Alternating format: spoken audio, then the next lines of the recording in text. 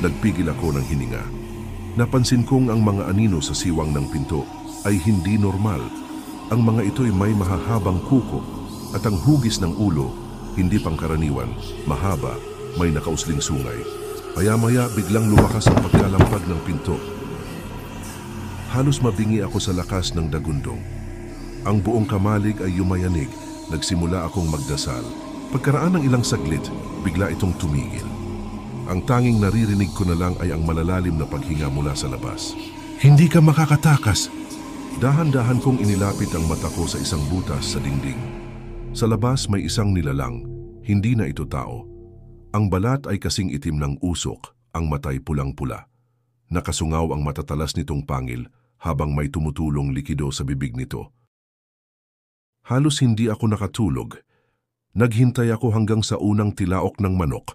Nang masilayan ko ang liwanag ng araw sa siwang ng pinto, dali-dali akong lumabas.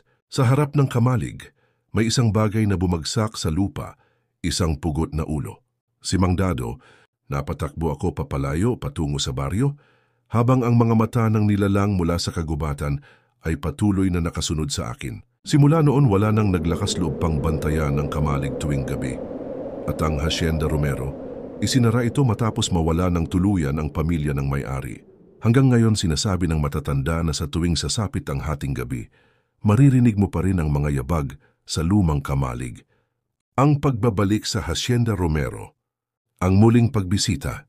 Lumipas ang 5 taon mula nang huli akong tumuntong sa Hacienda Romero. Sa loob ng panahong iyon, pinilit kong kalimutan ang gabing muntik na akong mamatay sa kamay ng nilalang na nagtatago sa dilim. Ngunit minsan, may mga bagay na hindi mo basta-basta matatakasan. Isang gabi natanggap ko ang isang tawag mula kay Arman, isang dating trabahador sa hacienda. Nanginginig ang boses niya. Juan, bumalik ka rito, may nangyayari na namang kakaiba. Hayaw kong bumalik. Pero may bahagi sa akin na nagsasabing may kailangan akong tapusin.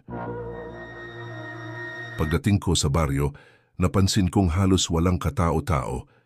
Ang ilang nakasalubong ko tahimik at halatang takot. Nang marating ko ang dating kamalig, nagulat ako sa nakita ko, hindi ito winasak o tinibag. Sa halip mas lumakas ang hacienda.